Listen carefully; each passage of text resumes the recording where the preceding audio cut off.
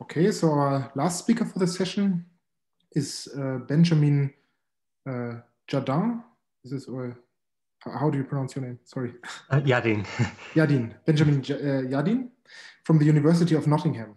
And he will tell us about mixing indistinguishable systems and how this leads to a quantum Gibbs paradox. The stage is yours. Okay, thank you very much, and thank you for the opportunity to present this work as well. So this was done with my colleagues Morris and Gerardo Adesso at the University of Nottingham. And it's about the Gibbs paradox, which was one of these foundational thought experiments in quantum thermodynamics, sorry, in classical thermodynamics. And we're looking at a quantum twist on this, where you get a really interesting non-classical effect. So this paradox was really important for the development of statistical mechanics and for understanding the role of information and distinguishability and the objectivity of entropy. Well, first, I'll get straight into what the classical Gibbs paradox is. So we consider an ideal gas in a box. So we initially start with n particles in a volume V, which is on one side of the box. And then you let it expand isothermally, so in contact with an external heat bath at some temperature T, to double its initial volume. Now, you can calculate the entropy change for this, and you get delta S is n log 2. Now, instead, if you have two different gases, one initially on each side of the box, and then let them expand and mix, the entropy change you get is twice of that, so 2n log 2. And instead of that, you might then ask, well, what if the two gases were identical? And then you see that in the initial state, that it's completely in thermal equilibrium, and so you don't get any entropy change once you open the partition. And the paradox comes when you think whether or not there's a contradiction between these two results. So, for example, suppose these two gases were only different in some small, negligible degree of freedom that we can't observe in our lab. Then what's the physically correct entropy change to calculate? Is it 0 or is it 2n log 2? Historically, this is also related to the problem of finding an extensive entropy function in statistical mechanics. So what Gibbs and Boltzmann realized was that if you keep track of particle labels, so if you label particle 1, 2, 3, etc., then the entropy function you get from the log of the number of microstates is something non-extensive. And the way to fix this is to realize that the particle labels are non-physical, and therefore you have to collapse your phase space by a factor of n factorial to account for all the different ways there are of reordering the particles. And when you do that, you get indeed an extensive entropy function.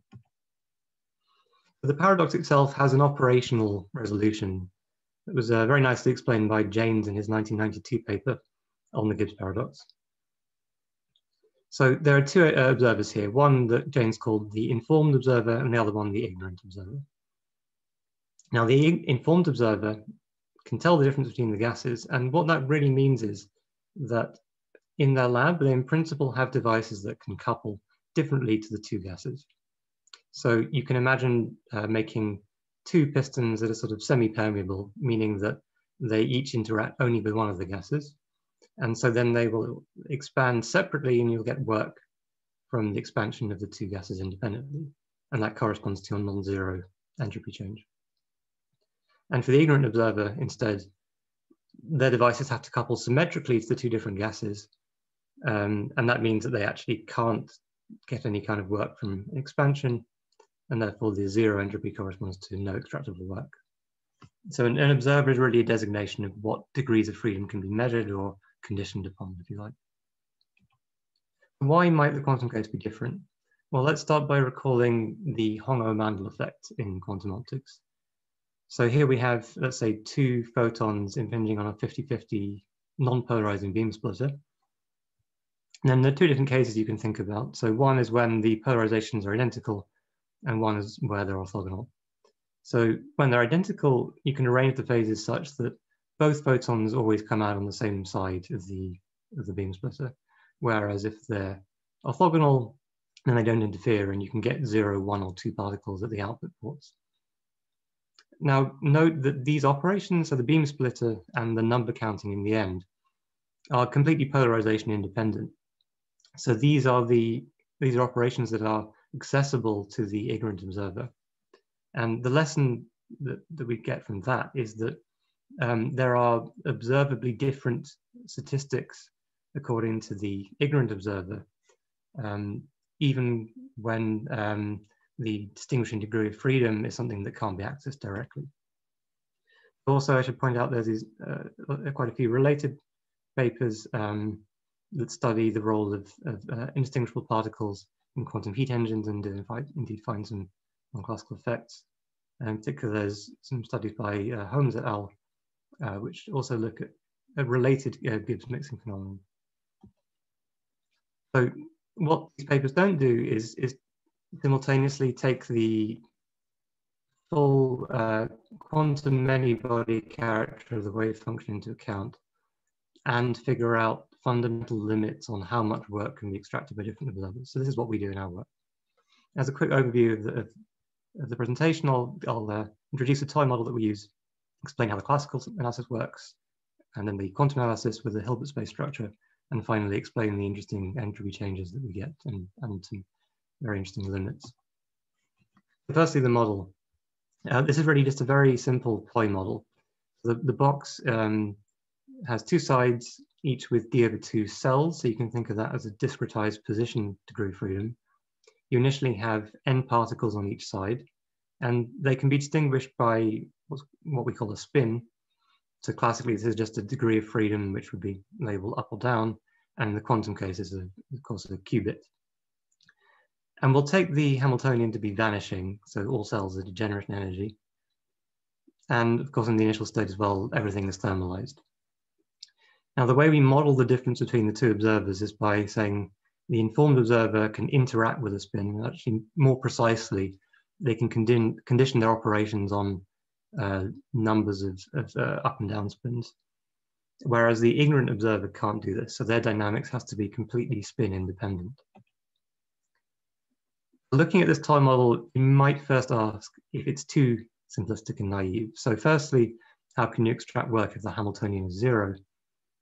Well, the answer here is that in this setup, you'd really be imagining a heat bath at some temperature T and also a work battery. So the work battery is a system that absorbs entropy changes from the heat bath, and the system of particles will, the work battery absorbs energy changes, and the system of particles absorbs entropy changes. And we'll say that the extracted work here is proportional to the entropy change, so kBT times the difference in von Neumann entropy.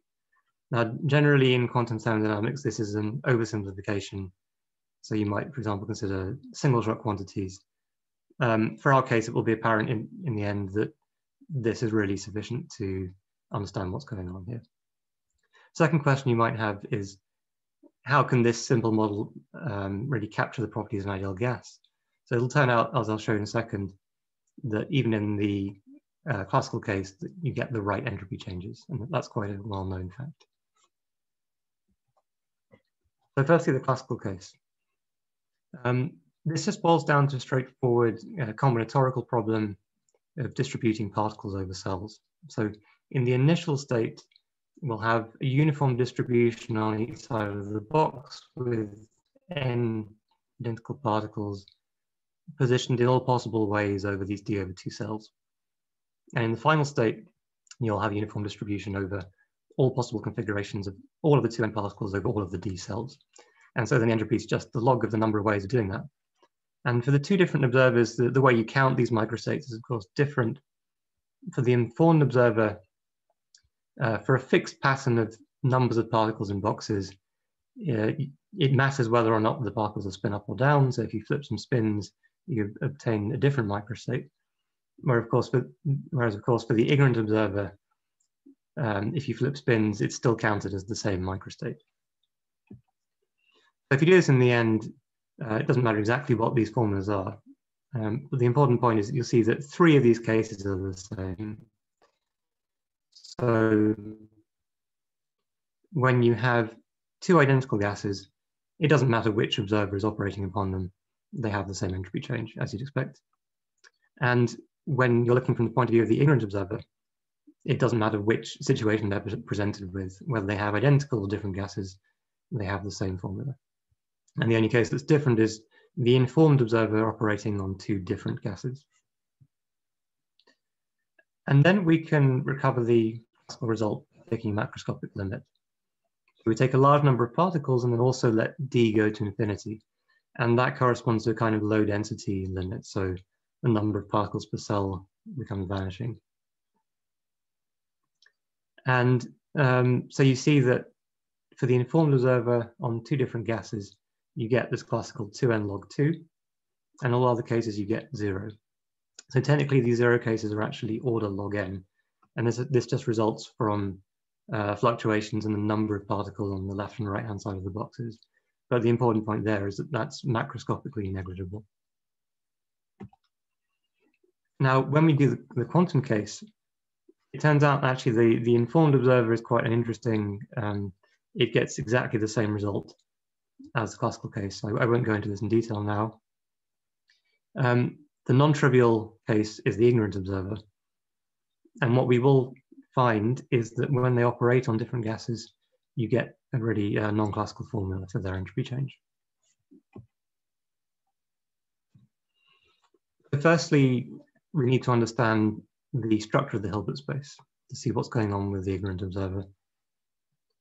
So we build up the whole Hilbert space starting from the single particle Hilbert space, this H1, which is a tensor product of two parts. There's the position, which is a d-dimensional degree of freedom, and the spin, which is two-dimensional. And for the n particle wave function, you take the n-fold tensor product, and then for bosons, project onto the symmetric subspace, and for fermions, the antisymmetric subspace. And when I talk about symmetric and antisymmetric, of course, that's referring to exchange symmetry. And so these are permutations acting simultaneously on the position and spin degrees of freedom. It's important to understand what the different group representations are in this setting. So on the first level, you have a single particle basis change that you could apply, for example, either to the position degree of freedom or the spin degree of freedom, which is represented as some unitary to the power of n. And these would be representations of the unitary groups of d dimensions or two dimensions. And then the other group is Sn, which is the symmetric group of n particles. So this is the permutation group. Now, the first crucial observation here is that in order to get the overall correct symmetry of the wave function under exchange, you have to pair up the symmetries of the spin and spatial parts correctly. So let's take a simple example that should be familiar from atomic physics. If you just have two particles that were put in different cells, you have two different cases. So the spatial wave function could be constructed to be symmetric or antisymmetric. And in the symmetric case, it has to pair up with a symmetric spin wave function, and vice versa for antisymmetric wave functions. Whereas, of course, if you have fermions, then the symmetries have to pair up oppositely in order to get overall antisymmetry. So that's the first observation. And the second one is that each of these cases can be labeled by this spin quantum number j. So in this particular example, j equals 0 for the singlet and j equals 1 for the triplet. And this j is your usual, essentially the length of the total spin vector. So in general, you can, for more than two dimensions, you can use this tool called Schur-Weyl duality. So this is applied twice, once for the spatial part and once for the spin part. And this is the fact that connects the two different groups, so the unitary group and the permutation group. And then in order to get the correct symmetry for the overall wave function, you have to pair up the symmetry group components for the two different parts. And in the end, what you get is this structure of the Hilbert space. So you get a block diagonal structure over each j, over J, and for each J you have a product of two parts, one for the spin and one for the space. And each of these factors is in fact an irreducible representation of the corresponding groups. So using that, we can understand what the ignorant observer's operations look like. So in general, they'll have some global unitary that will couple the system to the heat path on the work battery. But what's important is that this can only act on these HJX factors and not the spin parts. And moreover, they have to preserve the exchange symmetry, which leads to the conclusion that J is actually a conserved number. So all of that goes to say that once you trace out the spin degree of freedom, the ignorant observer is effectively working with a state rho x, which has this block diagonal structure. So it's a sum over J. For some J, you have a probability Pj of this component rho Jx. And each of these components lives in its own subspace Hjx that has some dimension Dj. And I should also just point out that what these spaces are depends on whether you have bosons or fermions. So the dimensions will be slightly different in two cases. So given this, now we can understand what a thermalization process would look like for the ignorant observer. So you start with some block diagonal state, and this will get mapped to another block diagonal state with the same probability over each J, because J is conserved. However, it's possible to make each block maximally mixed. So that's what these I over Z terms are. And therefore, we get a quite straightforward formula for the optimal amount of entropy change that the ignorant observer can affect. And this involves, it's an average over the logs of these dimensions of these representations, minus the actually initial classical entropy. Now, these probabilities can be calculated just from Klebsch-Gordon coefficients. So these are done by imagining grouping the spins on each side into one large spin, and then you couple these two large spins together. And the dimensions dj, there are some straightforward formulas from representation theory that we can use to find these. So as a sanity check, firstly, you can show that the ignorant observer's entropy is never larger than the informed one, which makes sense. So they can never outperform the informed observer. But of course, the formula that you have here is not the same as the classical one. And in fact, typically you'll find that the entropy change is larger than the classical ignorant observer. Now, ultimately, we want to connect this to an extractable work. And by looking at the structure of this state, you see that what's really going on is that the ignorant observer is presented with an ensemble of states, so over distribution over J. And for each J, you'll get with some probability a work Wj. And when we talk about this entropy change, KBT delta S, that's actually the mean work that's extracted. So there are fluctuations. However, it is possible to show that within each J block, you have a deterministic work extraction protocol. So each of these terms, Wj, can be extracted deterministically, and overall there's some fluctuations. And this can be achieved within the resource theory approach to thermodynamics, so thermal operations. Now I'll just plot some of these results to show how it works. So the top solid green line, that's the informed observer, the same classical or quantum. Underneath that is the ignorant quantum observer, and at the very bottom, the ignorant classical observer. So these plots are for two different particle numbers, and they're as a function of d, so the number of dimensions in the position degree of freedom. And the first thing you can see from that, well, firstly, as I said before, the ignorant quantum observer is above the classical one. But even more than that, there's a limiting asymptotic gap between the two quantum observers.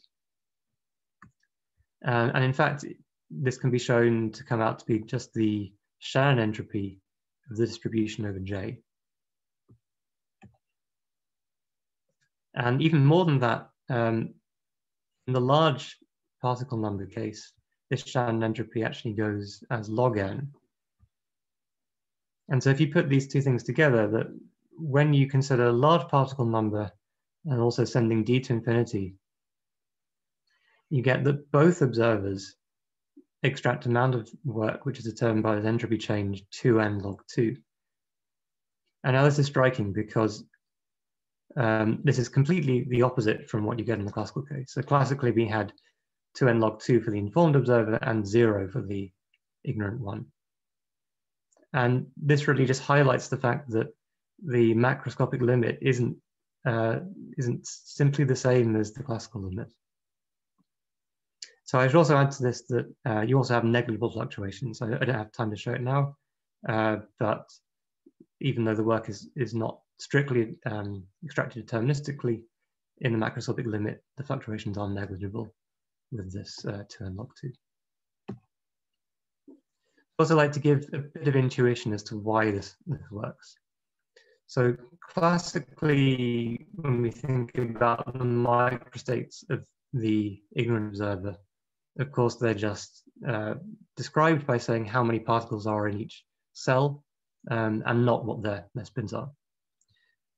And the difference in the quantum case is that you can perform, you can get superpositions of these classical spin configurations, which would be distinguishable. However, these superposition states are now actually distinguishable to the quantum ignorant observer. And these states they can be constructed via this Chauval decomposition, so they can be called the Chauval basis states, and that they're the natural basis to work with for this block decomposition. So what happens in the macroscopic limit actually is that you have, when you have orthogonal spins on the two sides of the box, you have some limiting shape for the probability distribution, and you can show that in this distribution, almost surely, so the probability tending to 1, you're in a J block whose dimension is essentially as large as it could be. So the logarithm goes more or less, well, it goes to highest order as n log d. So you're already exploring the full range of the degree of freedom. And to get some sense of the complexity of these states, so why we don't see it classically, you can obtain these Chauval basis states from the computational basis by an efficient quantum circuit. So this is known to be a kind of variant of the quantum Fourier transform. So just to summarize, well, what's different about the quantum Gibbs paradox? So firstly is the fact that you have this generalized Hongo-Mandel effect, that although the spin degree of freedom is hidden, the relational information about the spin degree of freedom is imprinted onto observable degrees of freedom because of the overall symmetry of the wave function. And secondly, the amount of information that can be encoded into the state space seen by the ignorant observer is larger than it would classically be. And that's due to the existence of these superpositions of what would be classically indistinguishable states. And also a takeaway message is that the classical limit is not as straightforward as just taking a macroscopic limit. So if we allow for full quantum control, we find that the two observers can extract as much work as each other, which means that the barrier of ignorance poses no problem to extracting work in the quantum case. So there are some open questions which we're working on now to extend this. So in particular, thinking about more realistic models, especially with non-zero Hamiltonians, it would be nice to understand more about the structure of the optimal operation. So if we wanted to explicitly model the coupling with the heat bath and the work battery, and maybe approximate them with some simpler operations. And ultimately, of course, we'd like this to lead to some experimental proposals to test the phenomenon. So thank you very much for listening, and look forward to questions. Yes, thank you very much for the talk. So let me maybe start with a question until maybe some people ask more questions. So, like you said, also, can you go one slide back, maybe? So you said on yeah, sure. these open questions, like that you are looking for experimental proposals. Like, what could you envision? Like, would applications be of this? Like, now you have like seen that the quantum case somehow works different than the classical case. Do you expect that there are some advantages or some things you can do better than classical? That's an interesting question. I mean, so it does show that in principle you could possibly build a heat engine which exploited this effect. So if for some reason in your system you don't have the ability to couple to some hidden degree of freedom, then this would show that it's possible to construct an operation that gets around that. Yeah. Okay. And okay, so like on this point of more realistic models, like yeah, like where do these questions pop up? I mean, I guess it's like more like a toy model at this stage, but like how would you make it more realistic? Like what would be the... So we're thinking at the moment about an optical lattice proposal. So perhaps a Bose-Hubbard model. And we're thinking of ways that you could describe the thermalization process of this. So yeah, it's still okay, still work in progress. Okay, fair enough. Okay, so I guess there are no questions, or at least I don't see any. So then, like, yeah, let me just say that you can ask more questions later in the roundtables. I mean, actually, like in 5 minutes already, and I will put the link in the Slack. Okay, so thank you again. Thank you very much. Yeah. Bye.